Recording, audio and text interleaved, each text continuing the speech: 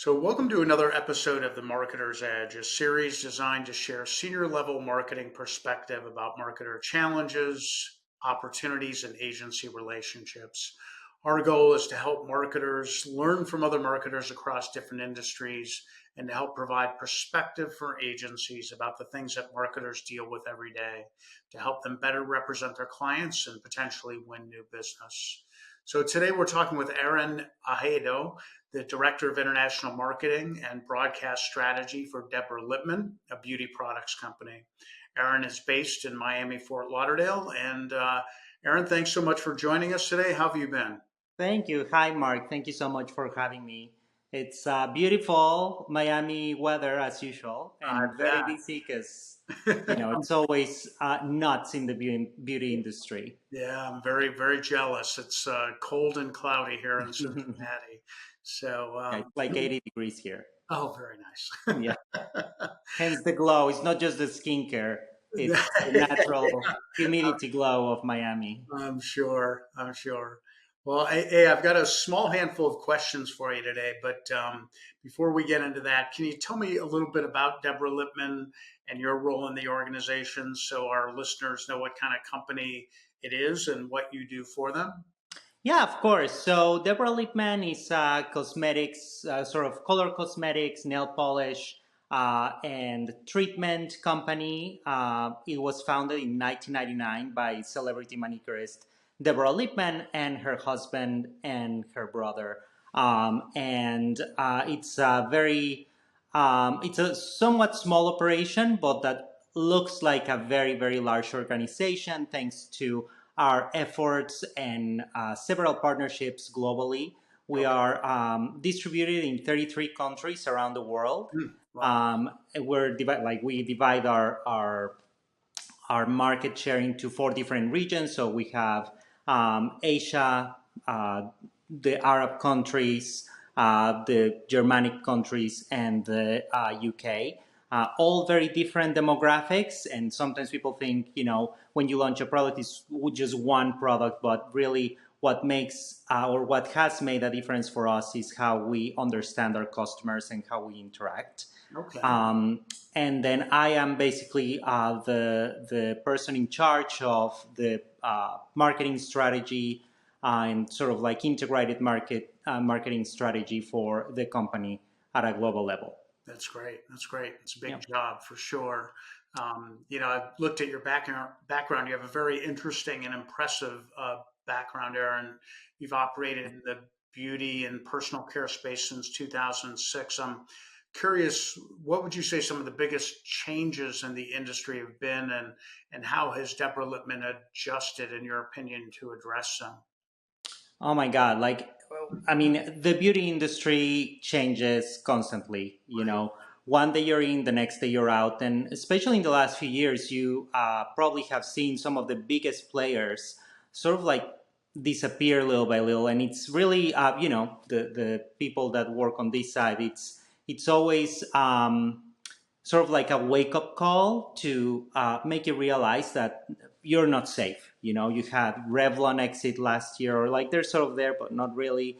And a lot of the companies that you like 5 years ago you thought were very solid nowadays are forgotten.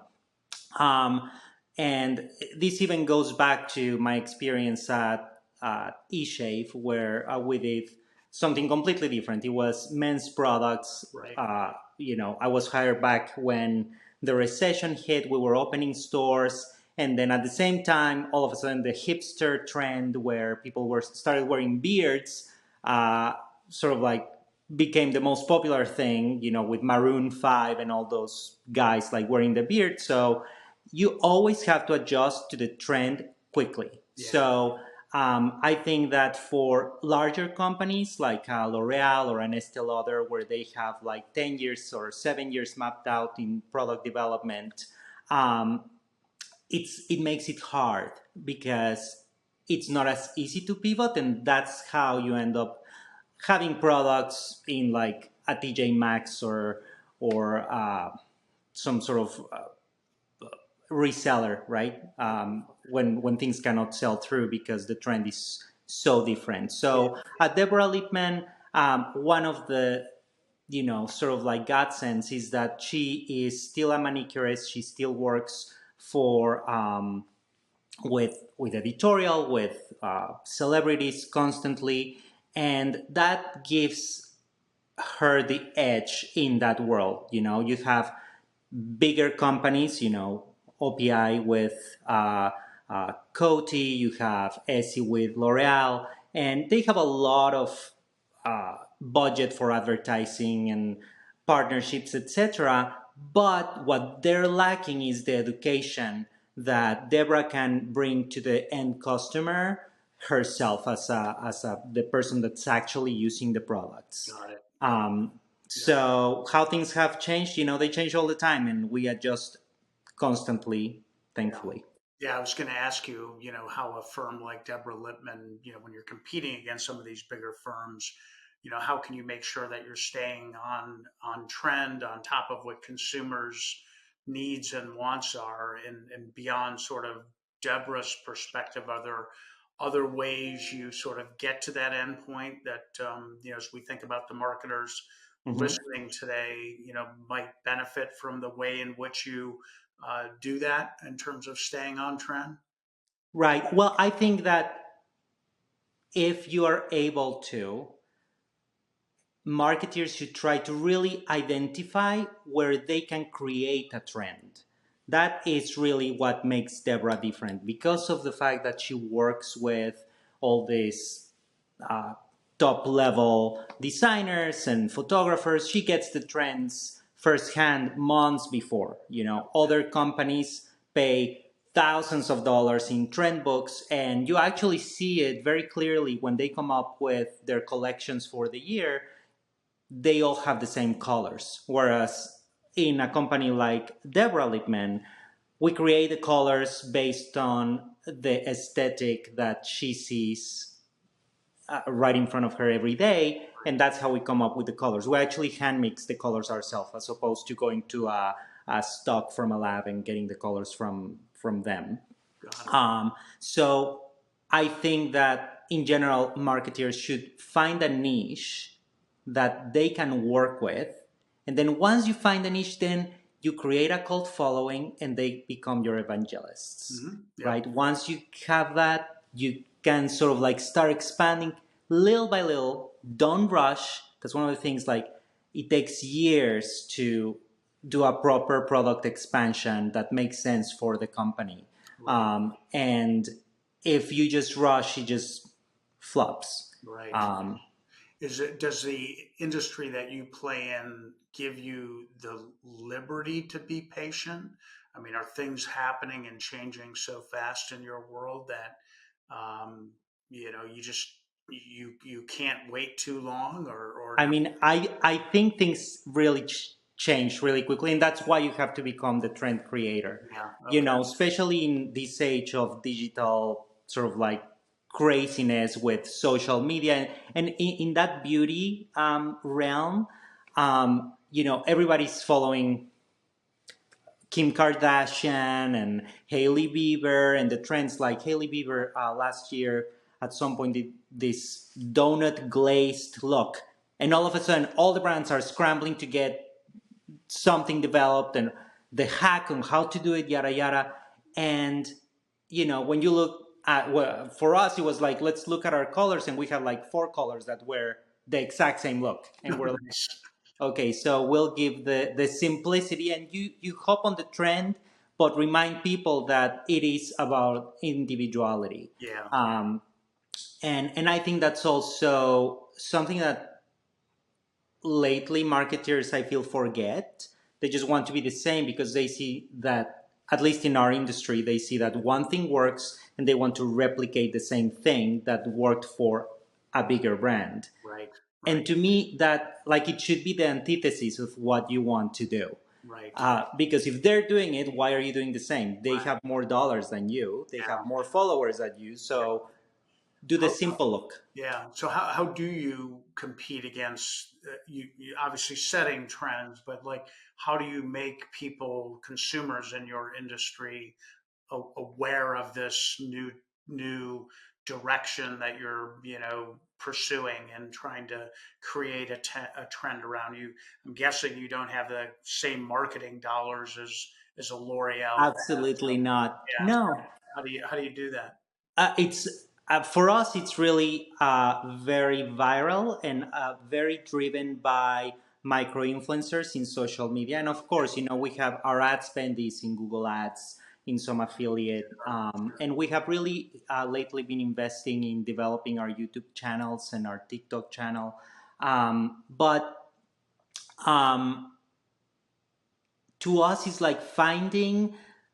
It took a while finding the micro influencers that made sense for us. Hmm. You know, all these bigger brands go with the big influencers and pay a lot of money to some of the people that I don't Yeah. Yeah. really relate to. So you have to make sure your product relates to your final customer, and that's also something that I really think differentiates our brand, because we don't go after, again, what most people think is the beauty addict, right? Which is like the 20 to 35-year old. Right.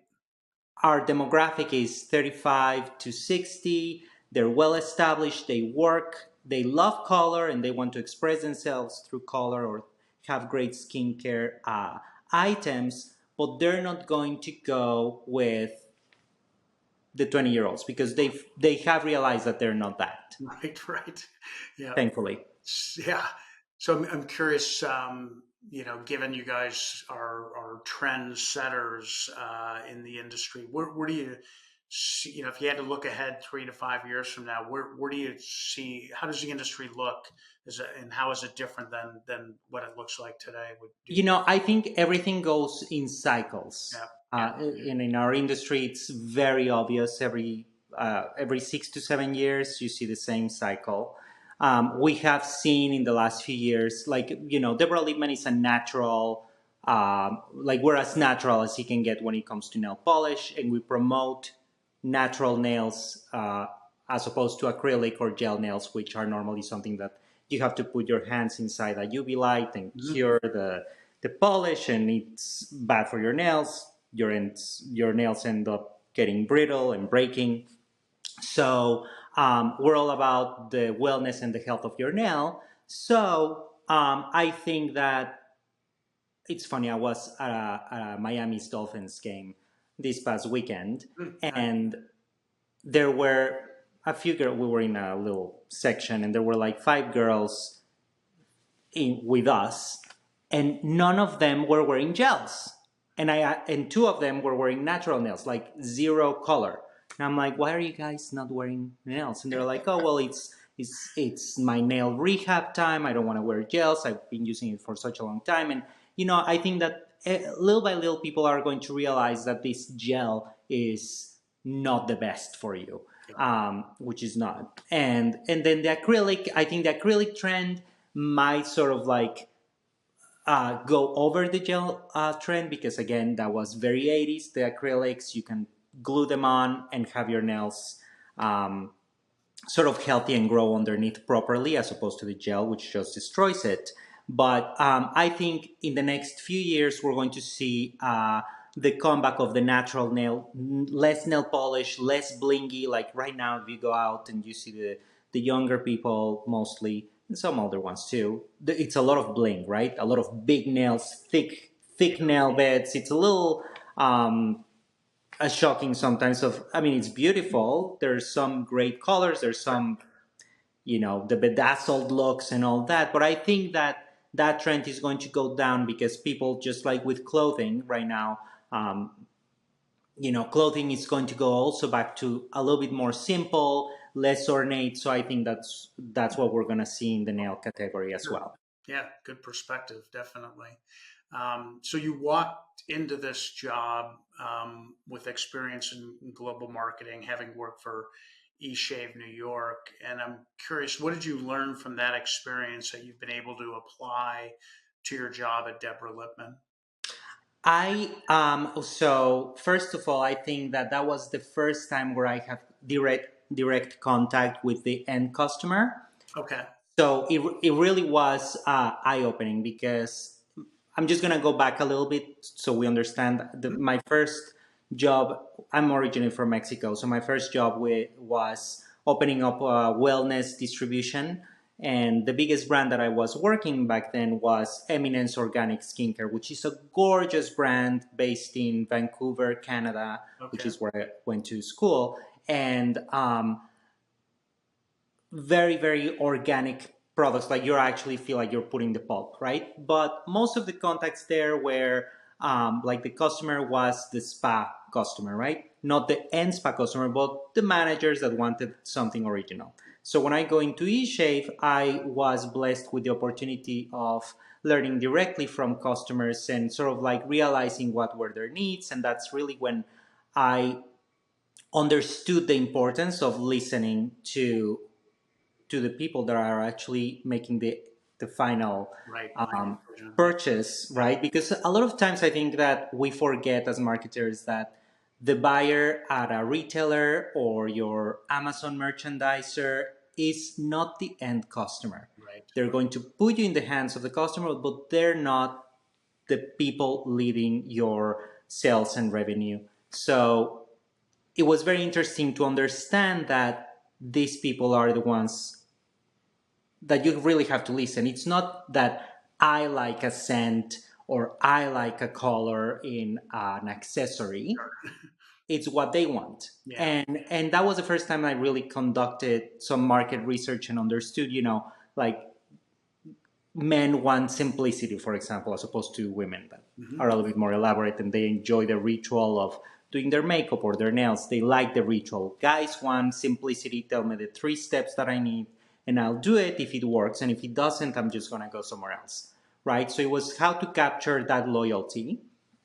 And then the other thing that I learned there is how to properly expand the category of your products without divesting yourself. So the first thing was like, once uh, we understood like exactly what the guy wanted in terms of shaving needs, Right. the next step was like, how do we expand to the people that are still obviously men, but that maybe are not shaving? So, bringing out face products, so a simple moisturizer, a simple eye cream, a simple body soap Right. that is modern and fresh and represents properly the demographic, Yeah. but that doesn't make them get too nervous about why am I using this instead of Old Spice Yeah. or Yeah. Yeah. You see a lot of some brands do that, really expand out into different areas, and it's, some of it you just question, like, why are they playing in this category? It just doesn't make sense. right, And right. There's some, and again, I think that's about really understanding and listening to your customers. It really took years of asking people at the stores, because there were freestanding stores, like, so what would you like to see, right? And it was like the soap or the shampoo. So little by little, that's how you build your category. So, and that is sort of like what help the Deborah Lippmann organization also get the knowledge for the product expansion, which went into first the lip category, yep. lip gloss, lip balms. That's the like the simple thing to that you want to match. Like women want to match their nails to their lips, Got it. so it was a simple add-on as opposed to going first into, I Yeah. don't know, eyeshadow. Yeah. Something. Yeah. Right. Whatever. That was just completely not aligned. Right, Yeah. right. Yeah. Interesting. So, Yeah. And just one more thing. I yeah. think you sometimes also, when you do this, you have to also choose what you want to do. Do you want to build sales volume, or do you want to build loyalty in a particular product that's going to grow, uh, through a certain amount of time, 3 years or whatever? Yep. Because you might have one product that will sell out because it sounds like a really great idea, and then people are not going to come back to buy the same item. You're not going to have repeat customers because they didn't like it that much. Yeah. Yeah. So that's also the balance that I think marketeers Yeah. need to, Yeah. or Interesting. product development needs to Yeah. think about. Yeah, it's interesting. You were talking about your e-shave experience and how, men started growing beards, and that sort of, threw a little bit of a curveball into the plans of e-shave. Hmm. Not that it's a complete parallel, but you talked about, looking 3, 5 years out, sort of this trend in terms of simplicity. I would imagine that a company like Deborah Lippmann needs to think about what that means if, so much of their existence has been around nail color and really sort of meeting and or creating those trends around color. Just making that adjustment, I would imagine, is an important part of what you and the rest of your organization needs to be thinking about. Yeah, and I mean, we're always thinking about that because the biggest revenue driver are the treatments. So the creams, the base coats, the top coats, Yep. the scrubs. That's what generates most of the revenue. Yeah. Um, so when you think about the collection, you have, let's say, 60 individual nail polish shades. Hmm. So you cannot think about that as a group. You really have to think about those as single SKUs because you produce each SKU individually. Whereas when you go to base coats or whatever other treatments, that's what people have to refill. That's what you want to have in out of ship, automatic refills if you're working with some of the retailers, or on your own website. I think that's one of the things that people forget. You have to get items that's something that people need every month or every 2 months, so they can refill on that item, and that becomes your main revenue stream. And then the other ones is what gets you the press and the cute, TikToks and the cute Instagram lives Sure. and sort of the buzz. Do you mentioned micro influencers? Mhm. What other ways do you market and support the business and build trial and awareness of the brand? With micro influencers or in general? Beyond just micro influencers, are there other things? Oh, I'm just thinking about businesses that are somewhat similar to yours that maybe don't play in the same category, that mhm. don't have big budgets, that are competing against much larger players. What kinds of things are you doing to market the business beyond just using micro influencers? Well, we also do a lot of GWPs, give with purchase with the retailers. Okay. We also do a lot of giveaways. Okay. I think are normally a great way to not only engage with the customer, but also to make them, again, like sort of like our promoters, organic promoters of the brand, because they get to invite their friends, and it creates a nice buzz. And Hmm. it also, for with giveaways, it's great. It's a great tool because we get affiliates, and we get press, like digital press Right. from aggregators like Yahoo, Yeah. um, that have these lists of like the best gifts or the best giveaways of the season for Mother's Day and for Valentine's Got and it. Yeah.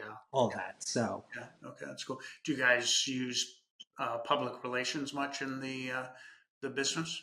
yes, yes. I mean, obviously, public relations have switched also a lot, especially, obviously, you still see a lot of paper magazines out there at Yep. the supermarket and pharmacies, etc. But really, the focus has also switched or geared towards digital publications, Sure. right? So things like Allure and Glamour that used to be.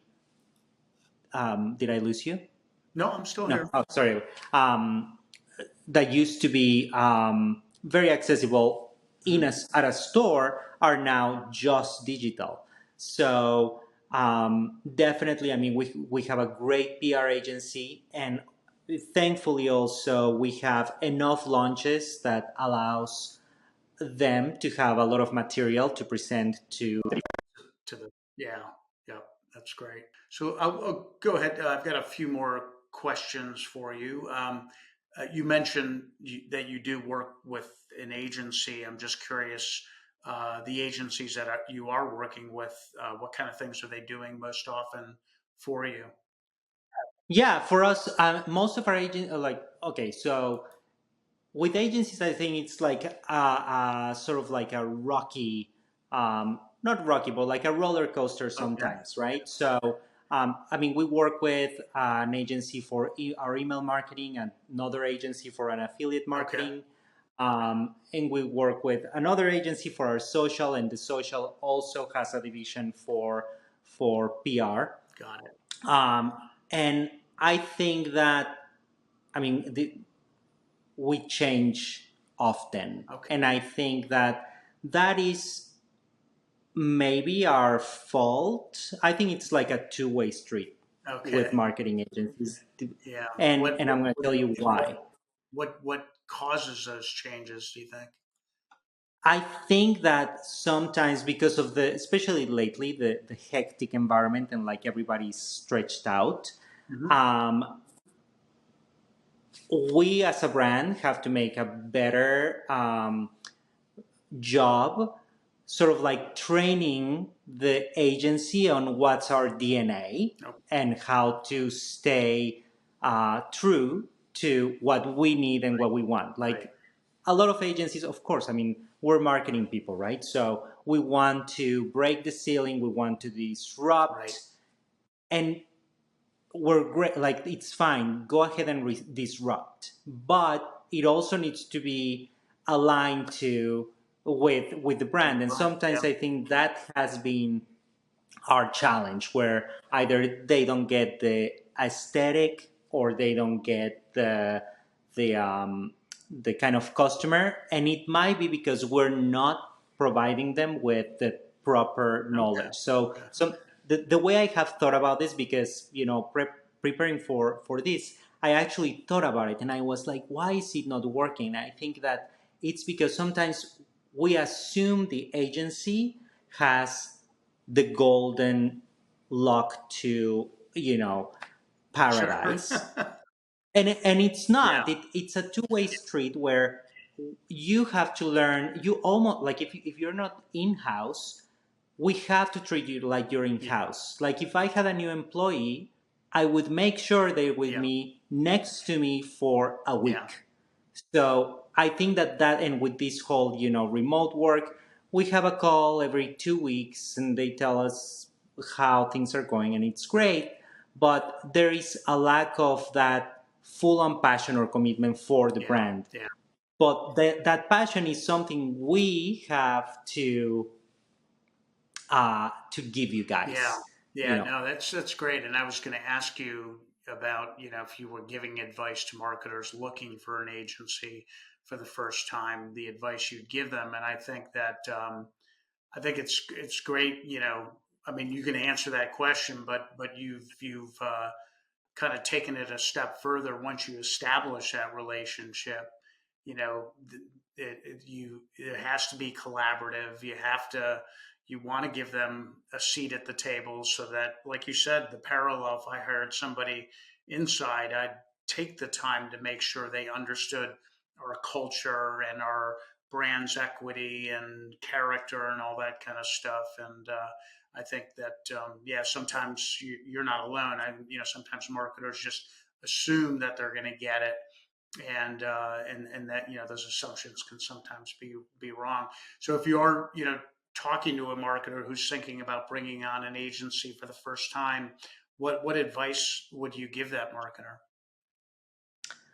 number one, get an agency that, at least in the surface, seems to align completely with your ideals, and they not necessarily have to know a lot about your specific industry, because we have also worked with some that might not have been in the beauty industry, and they were in, let's say, wellness or like yoga or Mm-hmm. supplements, but they might have the knowledge and the understanding, and they feel the connection with the Okay.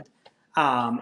Number two, I definitely think that the success of between the agency and your company is going to come from uh, partially from the education that you provide the agency. Again, you have to treat them like they are part of your Right. company and they're not just some worker that is supposed to like.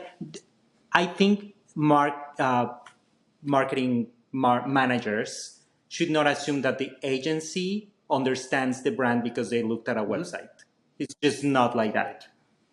that. It's taken me a long time to understand that because without the direction, you can tell people what you want, but if they don't really understand your customer, your Yep. DNA, some people don't even know, like especially the junior people, or like if there's a change in your account manager at an agency, sometimes people think that Deborah Lippmann is like Estee Lauder, and that And the person is no longer in this yeah. world, and they're like it's just a name, and then one day they realize that it's a person. So nobody tells them that, and that's when there's a Right. disconnect. And finally, you really have to do a good job. We have to make do a good job telling the agency who is our customer. And it's fine if you want to give me ideas on what you think should be our customer, and we can do A/B tests or whatever and see if it resonates. But that doesn't mean that you have to sort of like alienate the people that are Yeah. actually purchasing Right. from you. Grow that demographic, expand that demographic, and then just like with a product launch, grow it little by little. Grow the youngsters or whatever, the millennials, the Gen Hmm. Zers. Grow that like as a silo, like as an additional Hmm. project, not as a full Right. on thing, because then you just mess up the whole Right. equation. Right. Yeah. Definitely. Yeah. That's You what want you to made. certainly give them a little bit of freedom to think and offer new ideas. But obviously, you as the owner of the brand knows fundamentally what's going to work. Yeah, And certainly there needs to be a bit of a compromise there. So absolutely. so agencies were trying to knock down your door and attempting to win business from you. What advice would you give them? Number one, do not give me a generic message. I mean, it's just, everybody does it, and obviously I have done it as well. And it's just, especially if you really want the business in this economy, in this world, if you really want the business, do a little bit of homework to really understand what the brand is Right. doing organically already, and see if there's something that you can tell me that you could do differently, or if you found a certain analytics somewhere that makes sense for me to entertain the Right. conversation. And number two, I think just being authentic. Like we're all insecure, and sometimes you get calls from people, and you're like, I'm just gonna say a name, Yeah. Ashley.